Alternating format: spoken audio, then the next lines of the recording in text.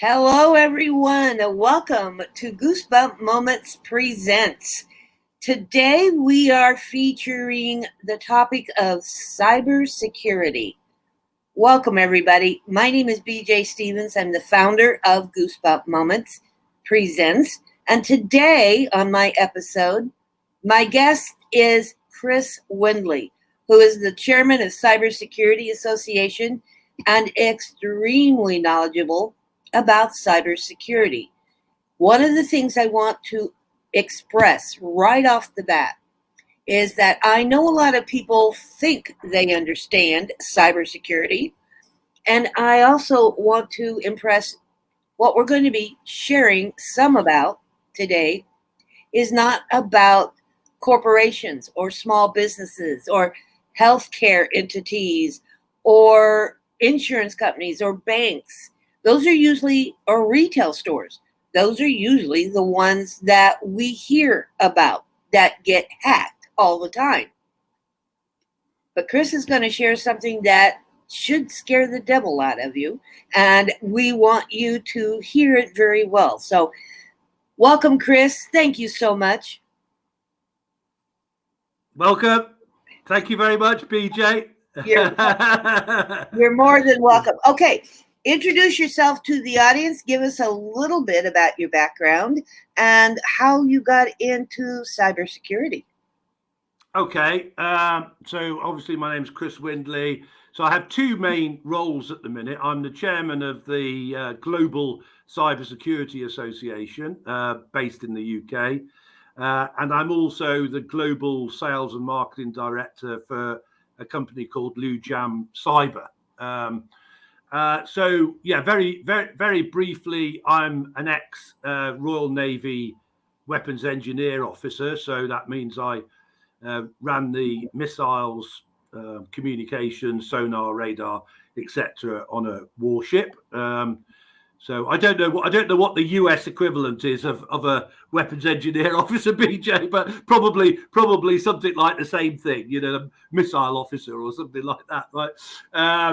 And then I came out, when I came out of the Navy, I basically went to work for the companies that manufactured the systems that I used when I was in the Navy, right? Yeah. So I spent some time in the defense industry, and then I went into like sort of civilian information technology companies, which happened to be American companies, right? So I was working for Memorex Telex, and I was working for Storage Networks, both of which were, at the time, big American companies. And since then I've worked for Cisco Systems, which is obviously another big it's American huge company. Yeah. And so I worked for that type of company for a while, and then I went into like a startup, which was in the fiber optic space in the UK, right? So basically what we were doing is we were building fiber optic networks, in the early days of when fiber optic networks were being built. So I'm talking about the 90s. And then I started my first own company, which was a company called LandSwitch. And LandSwitch basically, as the name said, did what it does, what it says on the tin. Basically we were selling LandSwitch based systems, and that's when we came across. That's when we started basically being a Cisco Systems reseller. So we were selling, some of the very early Cisco Systems Ethernet switches into banks and investment companies and things like that. So actually, we then, when we grew a bit, we changed the name to Voyager Networks, and we had an office in New York and we had an office in London, right? And so, because basically, we were working with Morgan Stanley and Merrill Lynch and JP Morgan, all of those companies. So we had a sister company in New York, and we moved on from like switching solutions to but to basically like voice over IP and video over IP systems. What has become unified communications, and what we're doing now. Yeah, exactly. Exactly. Yeah. So I'm old enough. I'm old enough to have been at the very beginning of that. I'm proud of that as well. Well, To have been. it's one heck of a background. It's an excellent foundation for what you are doing now. Yeah.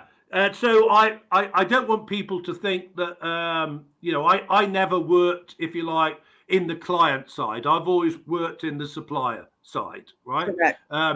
But what I would say to you is that I always employed the 2 ears, 2 eyes, and one mouth approach, right?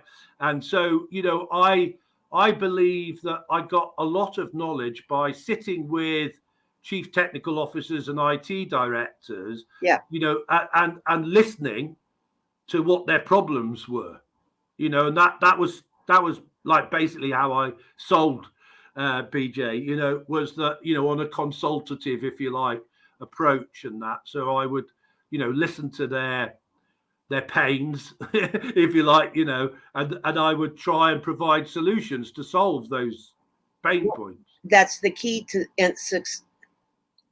back up, BJ. That is the key to success, is to listen more than you talk. Precisely. Right. Yeah. So okay, let me interrupt you here a moment. Let's get into Lou Jam and tell the world a little about Lou Jam. And I do want you to focus on the domestic side of this. Yes. Okay. So just to very briefly say then that, like, about 10 years ago, I met up with another ex-Navy mate of mine, but who did the same job as me, but in nuclear submarines, right? And he had he in his civilian career, he was doing a thing called vulnerability testing, vulnerability scanning, and penetration testing. And he and like me, he was working with American banks a lot. Yeah. And so he was working from home mainly, BJ. So he would, get on the train, go into London, see these people, come back, and then he'd be doing like all this number crunching, right? And he one day a thought occurred to him, and that was, if somebody cared to hack him at home, they could potentially get all of the information about the banks that he was working with, right? Right. And the problem was, BJ, that once he got that idea in his head, he couldn't get it out of his head, right? So he was like, so he spent time then, and obviously I am talking about 8-10 years ago. He spent time basically trying to produce a solution that cyber protected, people working from home, right? And obviously he is an engineer like me, a computer engineer like me, but he found it hard to do that, right? It was hard. It was time consuming. It was expensive, etc. Right, to do that at the time. Yeah, but basically, the vision that he had in his head, BJ, was that that one day we would provide like a sensor, which might be like either a little box or a piece of software that we would put into somebody's house or business, right? And that would protect them from most cyber attacks. That was the vision in his head, right? And so again, long story, but basically what happened then was that we went into a startup incubator, and then we went into a thing that we have over here called the GCHQ NCSC Cyber Accelerator, right? So where GCHQ is the equivalent of Fort Meade in the USA, right? And so you can imagine like a business, accelerator in Fort Meade, if you like, for the Americans that listen. I was going to say that kind of blows people's minds just to hear that, but yeah, it's a very weird thing over here. People, if they look at my LinkedIn, they will see a picture of what we call the donuts over here, right? And that is the main headquarters of GCHQ in the UK. And so for people that are interested, GCHQ is basically the place where all communications in and out of the UK and around the world are monitored. Everything, right? Yeah. And it is also the place, of course, where they become aware of cyber attacks one way or another, of all types. Whether it be government-sponsored Russian or Chinese cyber attacks, or like, I don't know, like some hoodie sat in his house or whatever it is. So they basically know about everything that's going on cyber security wise. Yeah. So we come in into this accelerator, and we spend 2 years in this accelerator, right? And we're building on Tim's idea, and basically the government is saying to us, right, guys, what we need you to do is we need you to build a solution to protect our SMEs, the UK's 6 million SMEs. As you know, BJ, 99% of the companies are small, medium-sized. Exactly. Businesses. Yeah. And then the same here in the States as well. Yes. Absolutely. And their attitude at the time was, hey, our SMEs are having a hard enough time without, all you people out there trying to attack us, right? It's hard enough to survive, without being cyber attacked as well. Thank you very much. Right. Yep. So to them, it was imperative that we do something to try and protect the UK's SMEs, but of course what we're doing is applicable to SMEs and remote and home workers across the world, right? And yeah, so I think the bit that where you wanted me to get to, right, was the problem is, BJ, that people, particularly small, medium-sized businesses and people working from home and remotely, right, they think it won't happen to me. That's what they think. I think there is a little false understanding here, because there are apps and there are systems out there that say we are protected, that do protect us. Yes. But I want you seriously, because this, I think a lot of people don't comprehend. It's all the newest technology that's available out there. And I am speaking about your smart televisions, your Ring security systems. It is your phone, where you have an app on your phone that allows you to adjust the temperature in a new home. Some of these new builds that have the integrated protection system on your home through an app, they're all vulnerable. Yeah, so let's do you. I mean, that I do this, right? Is that when I'm sometimes in the virtual networking meetings that we're in, I say to people, and people that are listening to this now could do the same thing, BJ, right? I say to people, how many devices do you think you have attached to your network in your home? Right. Right. And because you've heard it, right, that that the typical calculation that people make is they go, well, I've got a laptop and I've got an iPad and I've got a mobile phone, right? And that's 3. And there's 4 of us in the house. So 4 times 3, that's 12. 12 devices on my network, right? And then, as you know, I say to people, well, that's interesting. I say, let me tell you what the record is, right? And that is 76 devices in one house, right? And they go, 76 devices? How How could it be? You know, I've just calculated 12. How could it be 76? Right? Well, and as you quite rightly say, BJ, that's exactly the point, right? Is people forget all of this stuff, right? Yeah. I was funnily enough, BJ, I was literally just on the phone to somebody, right? And I told this story, and they went, "Yeah, the bloody energy company, you know, they gave me this app to tell me how much energy I'm using," right? He said, it's sort of great, but it's a nuisance. You know, it keeps like popping up and telling me, oh, I've used, you know, so much electricity, or so, you know, all the rest of it, right? And he goes, "That's what you mean, isn't it, Chris?" And I went, "Yeah, that's exactly what I mean." Exactly. Right? And I've been doing a little research. Even your smart watches, Yes. because you're downloading stuff from the cyberspace. It is still in any information you have on there. And I do know that a lot of people use it for blood pressure and health information. Yes. Yeah. That is vulnerable. Yeah. That's for hacking. And people get upset when your health information gets stolen or hacked. You're allowing it to happen right there. And so yes, exactly. And let me explain like part of the problem, if you like, right?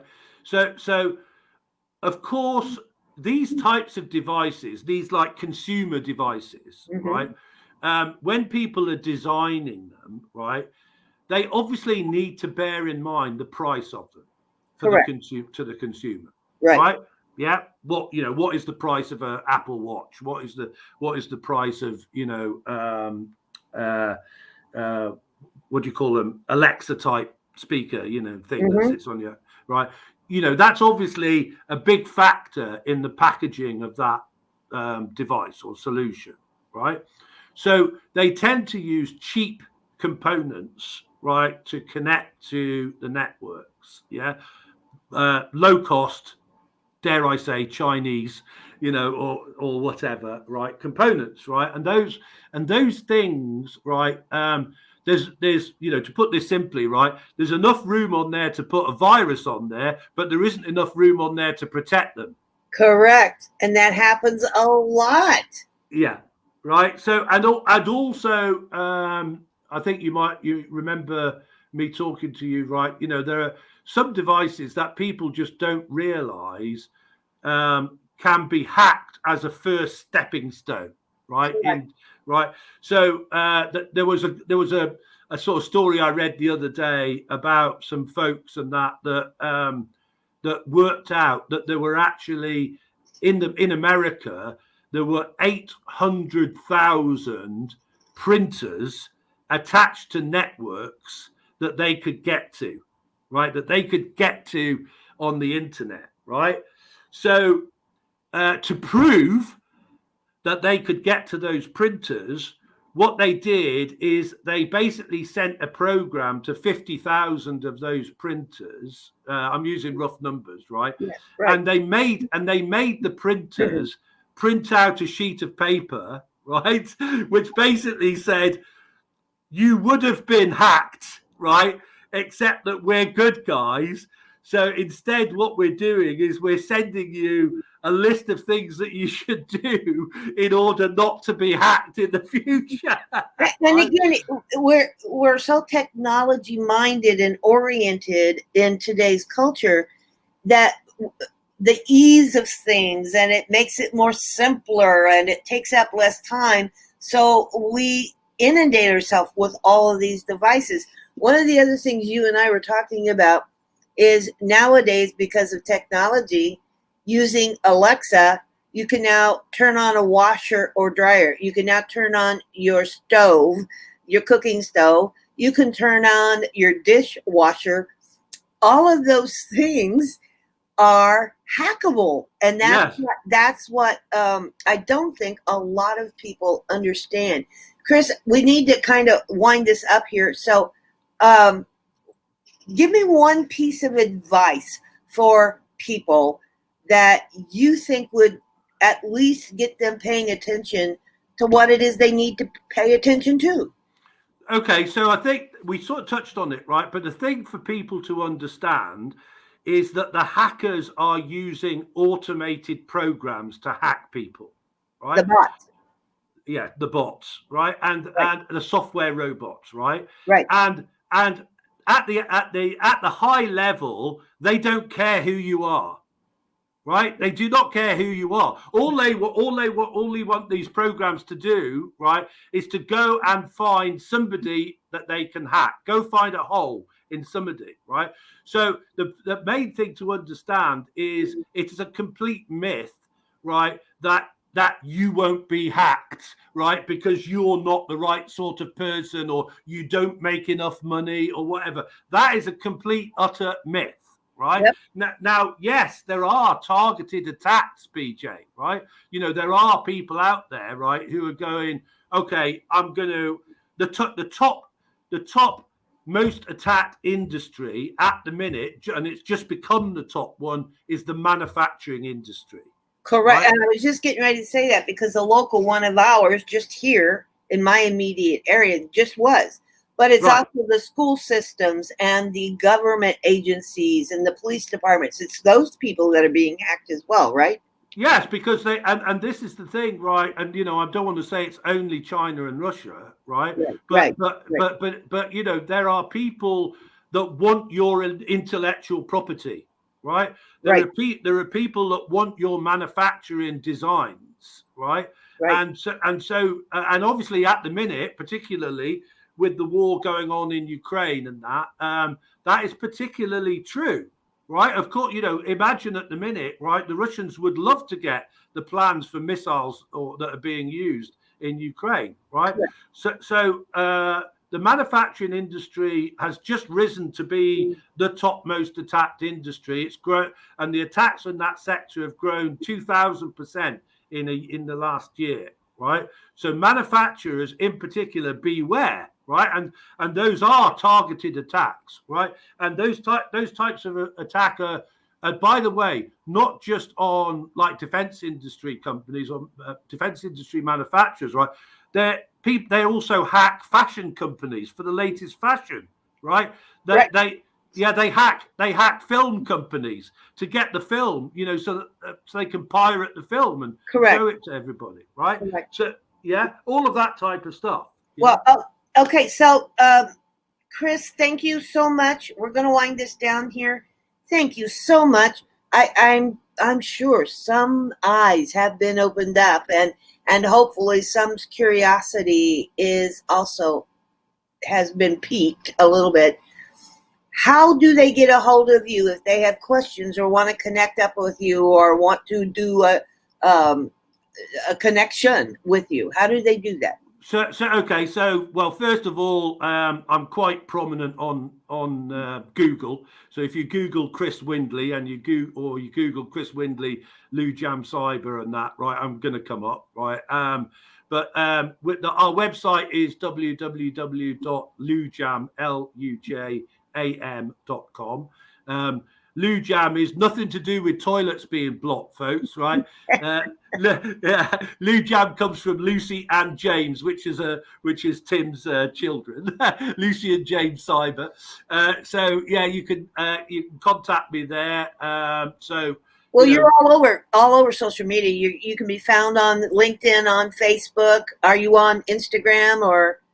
So the main platforms that I'm on is LinkedIn, Facebook, and Twitter is the main ones that I'm on. Okay. And yeah, I'm here basically, telling people that cybersecurity isn't complicated. It's also not expensive, right?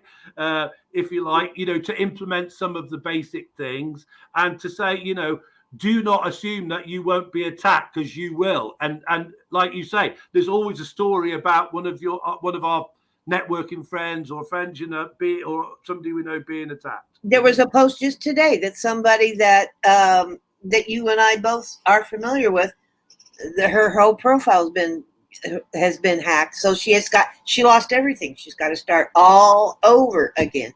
So it happened. Yeah. You're 100% correct. So, yeah. Okay. Chris, thank you from the bottom of my heart. Thank you. a little secret, guys. This is our second interview. The first one we had some glitches with. Chris was so kind to agree to do this again. So again, thank you so much. And folks, if you can't remember how to get a hold of him, I'm on LinkedIn too. Lady Dynamicity, BJ Stevens. You can find me there. I'll hook you up with Chris. So everybody, thank you so much for watching. Chris, thank you for coming on.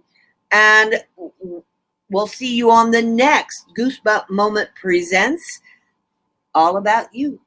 Take care, everybody. All the best. Thank you, BJ. You're welcome, Chris.